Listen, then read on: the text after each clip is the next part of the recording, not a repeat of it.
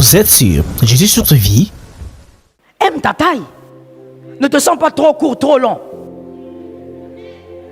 Tu es parfait. Mon frère, moi j'aime ma taille ici à un niveau. Ça veut dire même toi-même tu seras dépassé. Ça veut dire toi-même tu seras dépassé.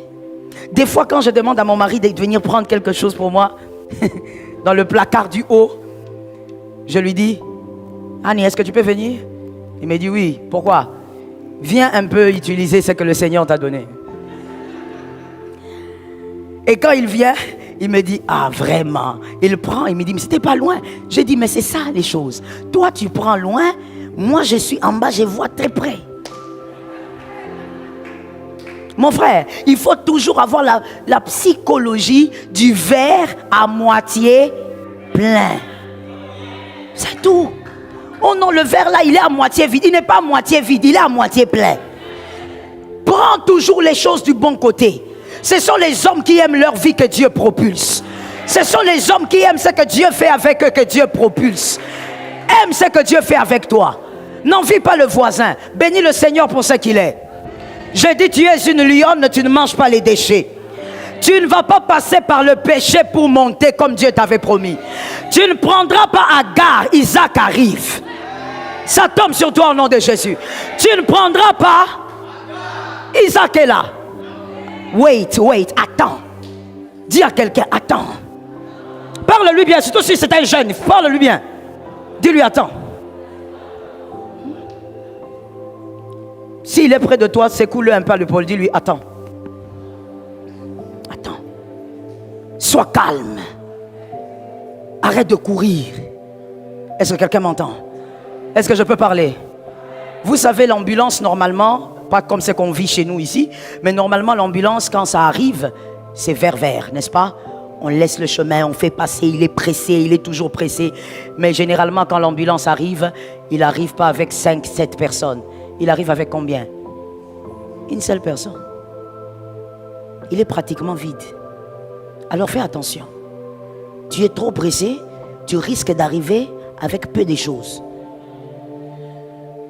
Ah, tu n'étais pas encore arrivé, hein? Tu risques d'arriver à un point de ta destinée, mais tu n'as pas tout ce que Dieu t'avait promis. Tu es trop agité, tu es trop pressé. Tu veux aussi faire des photos et mettre sur Facebook que tu étais dans un avion. Mon frère, l'avion est un moyen de transport. Tu vas tuer les gens, tu vas t'agiter. Les jeunes, qu'est-ce qui vous arrive? Vous risquez de toucher à des choses bizarres. C'est comme ça qu'on vous appelle, on vous dit, venez lire les psaumes, vous allez activer l'onction. Il n'y a pas de psaume à lire pour activer l'onction. L'onction de Dieu est activée par la sainteté. Donne-moi un amen normal. Vis dans la sainteté par le Saint-Esprit. L'onction va bouillonner. Pourquoi vous vous agitez? La patience, le calme t'amènera là où tu dois arriver. Que Jésus t'aide. Pas de saleté pour la lionne. Dans le parcours de la lionne, il y a l'apprentissage, il y a la vallée et il y a également la célébration. Ces trois choses sont inséparables. Toute lionne vivra cela. Mon frère, ma soeur, tu es l'épouse de Jésus, donc tu es une lionne. Tu vivras l'apprentissage. Il y a un temps où Dieu veut t'apprendre des choses. Il y a un temps où Dieu veut que tu t'asseyes, que tu apprennes. La semaine, on a dit apprendre, c'est l'humilité. Savoir qu'on ne sait pas tout. Est-ce que quelqu'un m'entend? Il y a des moments où le Seigneur va t'empêcher d'aller trop vite parce qu'il veut que tu apprennes. Il va te calmer. Que tu restes d'abord à un seul endroit. Que tu apprennes. Il y a des personnes très bizarres, je vais les appeler comme ça, ou les qualifier comme ça. Très bizarres, étranges, difficiles, que Dieu mettra à côté de toi. C'est pour que tu apprennes l'apprentissage. À un autre moment, la vallée va venir. Oh, je dis à quelqu'un, j'aime la vallée. Je te choque, mais c'est vrai. J'aime la vallée. Pourquoi? La première raison pour laquelle moi, Joël, j'aime la vallée, c'est parce que je suis seul. Et j'aime les moments où je suis seul parce que j'entends Dieu comme il veut me parler. Les moments où je suis seul avec Dieu, ce sont les moments où je peux évaluer la qualité de ma relation avec Dieu. Les moments où je suis seul. La vallée ne te tue pas. La vallée t'aide à réaliser que Jésus est le seul. Je reprends ça. La vallée, les difficultés, les problèmes que tu vivras, c'est pas pour te tuer, c'est pas pour t'achever, c'est pour que tu apprennes que Jésus est seul. Même si tu es entouré, mais en réalité Jésus reste le seul. Il reste le seul excellent dans tous les domaines. La vallée ne doit te faire jamais douter de Jésus. Je dis ne doute pas de Jésus.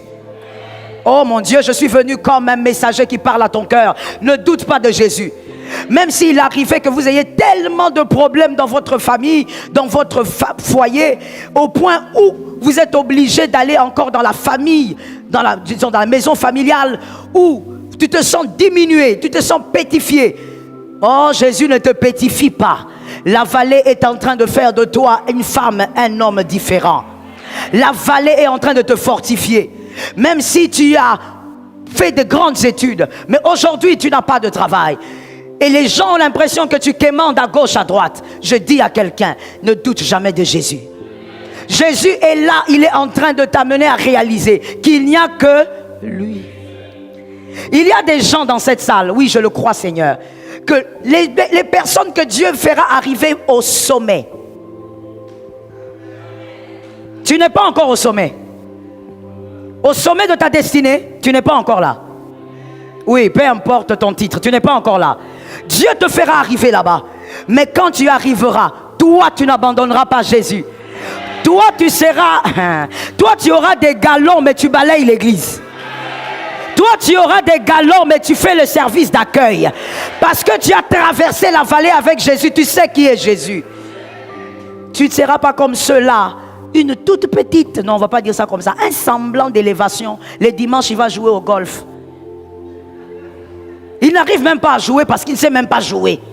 Son papa n'a pas joué. Son grand-papa. Même tenir la batte là, il ne sait pas tenir. Mais pourquoi? Parce que je suis dans un certain milieu. Le dimanche, on joue au golf.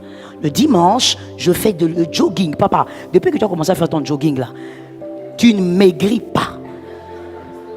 Regarde comment tu es. Au lieu de venir à l'église. Non, vous voyez ça? Est-ce que je peux choquer? Vous êtes sûr? Si le voisin quitte l'église, je veux choquer en disant ceci. La vérité, c'est que les personnes qui ont ce genre de comportement ont deux origines. Soit elles ont été très mal enseignées par rapport à la parole de Dieu, aux valeurs chrétiennes, ou encore, ce sont des personnes qui ont découvert la richesse ou l'argent en retard. Je choque, hein? Ça veut dire, il y a eu un petit retard dans ta découverte des billets verts. Tu as grandi avec les francs congolais, francs congolais, francs congolais, francs congolais. Arrivé à 30 ans, ouh là là, tu commences à voir Franklin. Et là maintenant, tu te dis, c'est ça la vie. C'est ça la gloire. Alors que si quand tu étais petit, il y a des papas aussi qui ne sont pas gentils. Hein. Si quand tu étais petit, ton papa même de temps en temps te donnait un petit $5. Va à l'école, c'est pour le goûter. Tu n'allais pas avoir ce comportement-là. Ce comportement, tu l'as parce que tu découvres quelque chose alors que c'est une chose qui est en réalité normale. L'argent ne transforme pas le comportement des hommes. Non, l'argent fait ressurgir le comportement des hommes. Il était comme ça. Oh non, il est devenu orgueilleux. Hein? Ah, papa, maman, vous avez remarqué, le frère là est devenu orgueilleux. Papa, maman, il n'est pas devenu orgueilleux. Il n'était pas humble aussi. Il manquait. Ne confondez pas l'humilité et la pauvreté. Prends ça comme ça. Donc quand on connaît Dieu, quand on a été bien enseigné dans une église, lorsqu'on a compris qui est Jésus dans la vallée, l'argent c'est rien. Est-ce que quelqu'un m'a entendu? L'argent c'est... J'étais en train de dire, je ne sais plus c'était où, mais en tout cas je te le dis aussi. J'étais en train de dire ceci. La plupart des gens disent, moi j'ai grandi seul, moi j'ai grandi ceci. Chacun a son expérience et chacun a sa vie. N'est-ce pas? Mais moi j'ai une autre expérience qui m'a permis d'aimer Jésus à ma manière. J'ai une expérience comme celle-ci, où adolescente, j'avais papa, j'avais maman, j'avais tout ce dont une fille de mon âge pouvait rêver, mais je manquais quelque chose. Et je ne comprenais pas d'où venait ce manque, d'où venait ce vide. Mon père des fois me disait, mais qu'est-ce que tu veux? Tu as besoin de quoi? Tu veux voyager? Non. Mais j'ai quelque chose qui me manque. Et à certains moments, j'ai des problèmes que l'argent ne peut pas résoudre. Les limites de l'argent. J'ai des problèmes que la maman qui m'aime beaucoup ne peut pas résoudre. J'ai des problèmes que mon père, qui était presque 100% père, ne peut pas résoudre. C'est là que je me rends compte qu'il doit y avoir quelqu'un qui a les paroles que papa et maman n'ont pas. Il doit y avoir quelqu'un qui est plus fort que l'argent. Il doit y avoir quelqu'un qui doit me guérir de certaines choses dont l'argent n'a pas pu guérir. Et c'est là que tu dis, Jésus est différent. La vallée de l'ombre de la mort ne doit jamais te faire croire que Dieu t'a oublié. Il ne t'a jamais oublié. D'ailleurs, si tu tiens dans la vallée, c'est parce qu'il est devant. Est-ce que quelqu'un m'entend? Peu importe ce que tu vivras, c'est parce que Jésus est devant que tu tiens encore. Ne lâche pas Jésus. La vallée fait partie des parcours des lionnes. En sortant de là, tu auras un témoignage. Tu dois avoir un témoignage. Tu dois savoir quoi dire. Je dis à quelqu'un, laisse à tes enfants les dieux de ton expérience. J'étais en train de dire quelque part, je te le dis aussi. C'est bien de dire le Dieu de Joël, mais ça c'est mon Dieu. Où est ton Dieu? Parle-moi aussi de ton Dieu. Parce que quand tu parles de ton Dieu, tu parles du Dieu avec qui tu as vécu des choses extraordinaires dans la vallée. On l'appelle le Dieu d'Abraham parce qu'il a gardé la foi. On l'appelle le Dieu d'Abraham parce qu'il a eu Isaac dans la vieillesse. Mais il fallait qu'il attende pour avoir cet Isaac. Tu auras aussi ton témoignage. Mais tu dois passer par la vallée. Est-ce que quelqu'un m'entend? En passant par la vallée, les chrétiens n'aiment pas. Ils abandonnent l'église longtemps, surtout les femmes, elles aiment ça. Madame, pourquoi tu ne viens pas à l'église? Pasteur, j'ai trop de problèmes. Mais quand on a trop de problèmes, qu'est-ce qu'on doit faire en réalité? Oh mon Dieu, qu'est-ce qu'on doit faire en réalité? Lorsque ça ne va pas dehors, on cherche où se cacher. Et l'église locale est le lieu de refuge que Dieu a créé depuis la croix. J'ai dit à une âme, que ta vallée ne te fasse pas abandonner Jésus. Dans la vallée, encourage-toi toi-même. Non, je cherche le numéro du pasteur, je ne l'ai pas. Mon frère, jusqu'aujourd'hui, tu es frustré pour des choses comme ça. Est-ce que je peux te parler? Est-ce que je peux te parler? Mon frère, c'est archaïque. C'est archaïque. Tu ne peux pas abandonner ta foi parce que le pasteur n'a pas décroché son téléphone, parce que le pasteur n'est pas disponible, parce que le pasteur ne répond pas au message, parce que le pasteur... Non. Là, le voile est déchiré. Tu es une lionne, le voile est... Entre là-bas, parle à papa. Dis à papa, papa, pasteur Joël est en retard. Toi, tu dis quoi? Et lui, il va te dire, ce n'est pas le pasteur Joël ton papa, c'est moi ton papa. Je veux agir sur ta vie parce que je suis ton Dieu. Donne-moi un amen normal. Dans la vallée, cherche Jésus. Cherche Jésus, c'est lui le garant de l'alliance. Et n'abandonne pas. Le diable va accumuler, comme je le disais, je crois que c'était quand? C'était jeudi, je pense. Le diable va accumuler des échecs. Il va accumuler des échecs. L'échec ne sera pas de ton côté. Parce que tu sais que tu es une lionne. Que l'Éternel te donne la victoire. Même si le serpent brûlant, vous vous rappelez du serpent brûlant? Avec Moïse, le peuple d'Israël. Même si le serpent brûlant vous mordait, regardez au serpent d'airain. On ne lâche pas. On ne regarde pas Moïse. On regarde le serpent d'airain. On ne regarde pas Aaron. Regardez le serpent d'airain. Focalisez-vous sur Jésus. Que les hommes qui sont dans cette salle me donnent un amen. Que les femmes qui sont dans cette salle me donnent un amen. Captez-moi bien. Lorsque vous souffrez, vous avez mal, vous avez des douleurs émotionnelles, focalisez-vous sur Jésus.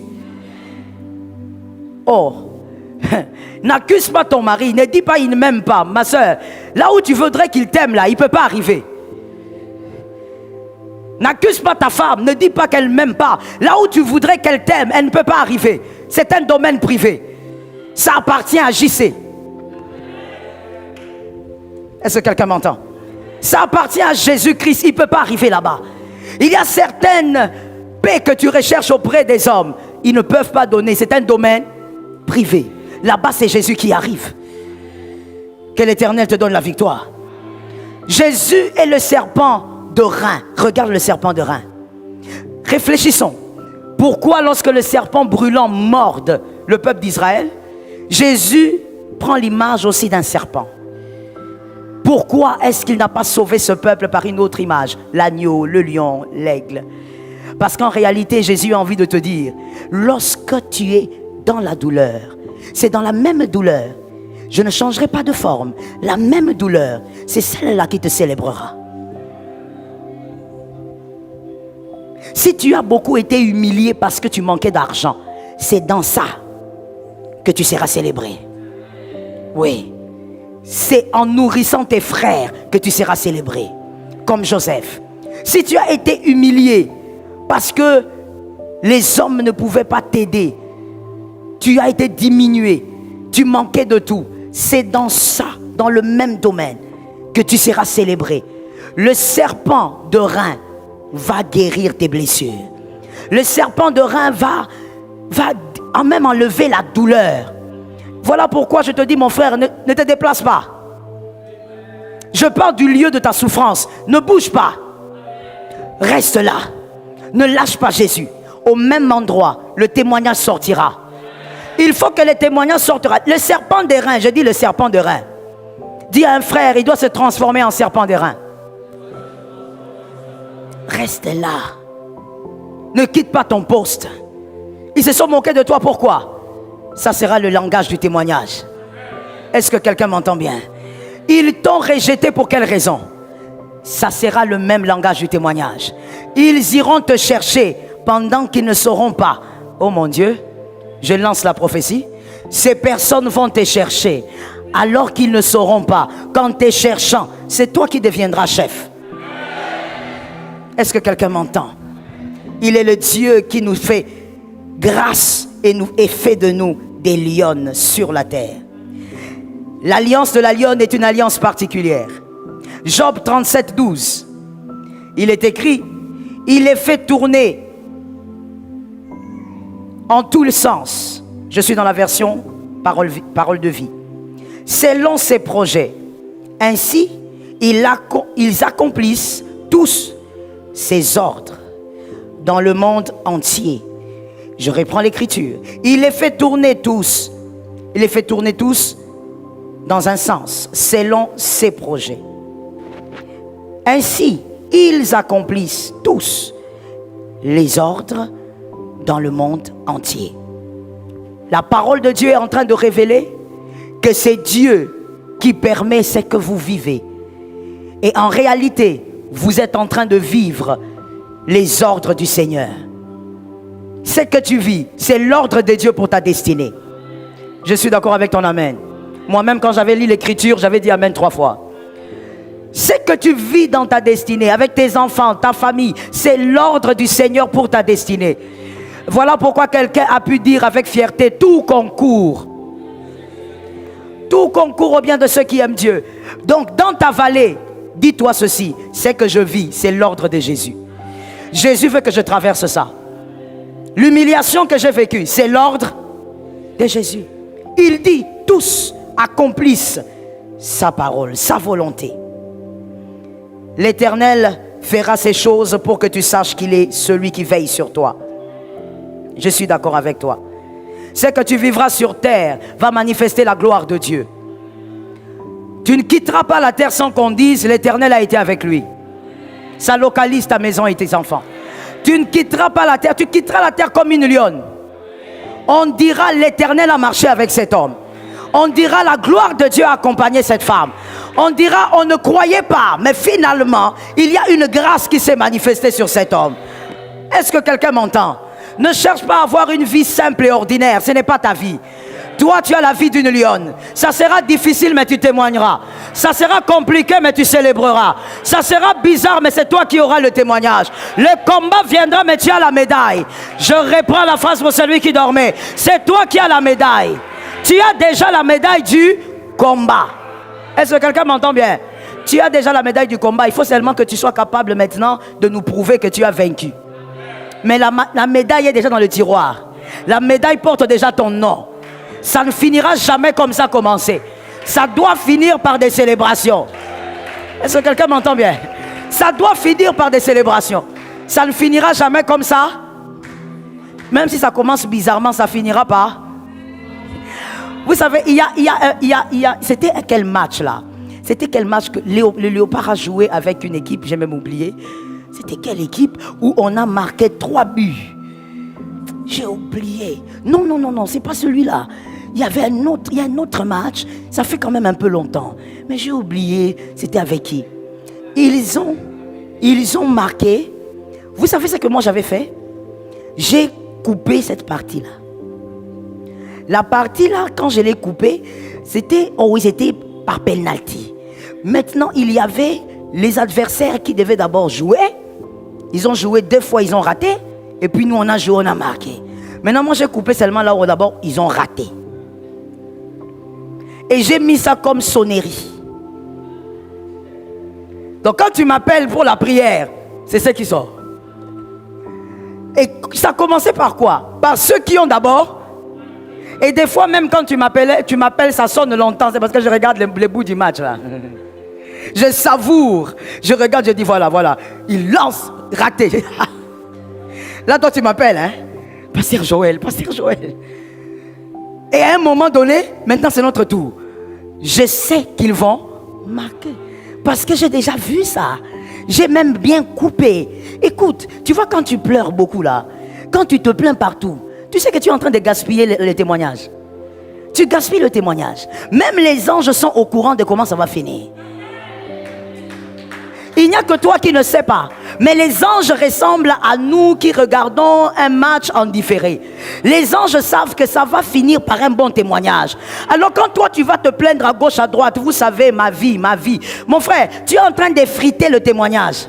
Parce que même si Dieu fait de bonnes choses, moi je vais te dire, Dieu a fait, mais tu as trop pleuré, hein, toi aussi. Tu as trop pleuré. Mais tu dois avoir la carrure de celui qui témoigne sans fissure. Ça te localise là où tu es. Tu témoigneras en 2023 sans... C'est-à-dire quand tu témoignes, les hommes vont dire, ah bon? Tu as vécu ça? Oh. Nous on était avec toi à l'église pendant cette... Ah bon? Non, dis-nous d'abord, explique un peu. Toi, celui qu'on voyait là chanter avec joie, tu te servais à l'église. Toi, tu as vécu... Oui, moi j'ai vécu ça. Ah bon? Et Dieu a fait. Dieu a fait.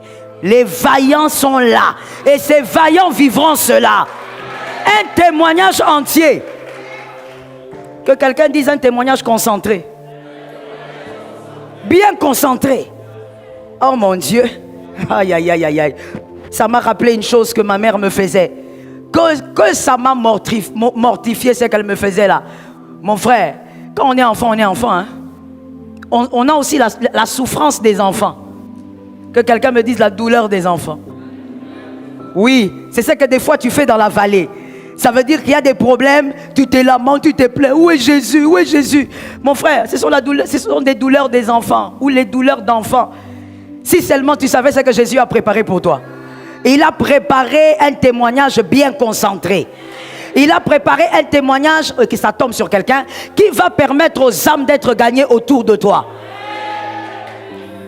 Il y avait quelque chose que ma mère me faisait quand j'étais petite. Je te dis, à 7, 8 ans, 9 ans, même jusqu'à 10 ans, ça m'a mortifié. Des fois même, je regardais, j'ai dit, c'est pas ma maman. Ça vous est déjà arrivé? Si ça ne t'est pas encore arrivé, c'est que tu n'étais pas adolescent. Tous les adolescents se sont déjà dit, ça c'est pas mon papa. On m'a adopté. Je te dis. Alors, qu'est-ce qu'elle faisait? Moi, j'allais Déjà qu'elle m'obligeait de faire mon petit déjeuner à 8 ans, 9 ans, c'est que je n'aimais pas. Mais quand j'allais le faire, je me focalise. Je localise la boîte de lait. Je la mets là. Non, j'ai organisé. Hein. Je mets déjà tout d'abord. Après, je prends mon gobelet ou ma tasse. Je fais mon lait. Ça veut dire, quand je fais ce lait-là, la méditation est dessus. Ça veut dire, même toi, quand tu es concentré, tu ne peux pas être concentré comme ça. Je suis concentré. Je fais mon lait avec mon cœur, mon âme. Et quand j'ai fini, je mets sur un plateau maintenant avec mon pain bien beurré, correctement gonflé. Quand je me mets, je prie. Quand j'ai fini de prier, ça veut dire, quand je priais à 8 ans là, tu pries pour le pain, mais là, ton cerveau est dans les pains. Tu vois un peu ça, non? Quand je finis, amen, elle est devant moi. Je regarde, je dis, maman, tu veux quelque chose? Je dis oui, ton lait. Ah. Je dis, maman, le sucre c'est là-bas, le lait c'est là-bas, tout est disponible.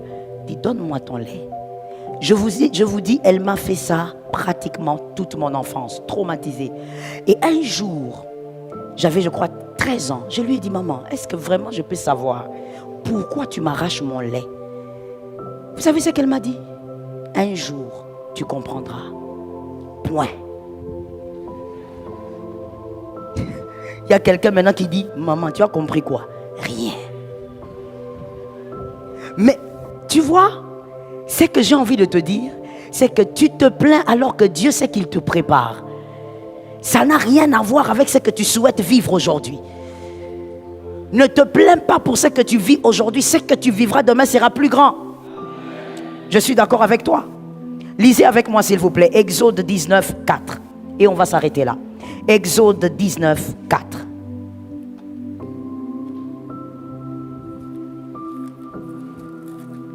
Si nous pouvons trouver cette écriture, nous allons tous lire Exode 19, 4.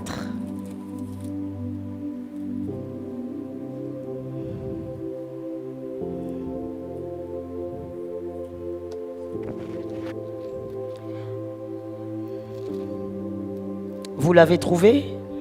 D'accord, c'est parfait. Exode 19, 4. Il est écrit, on y va?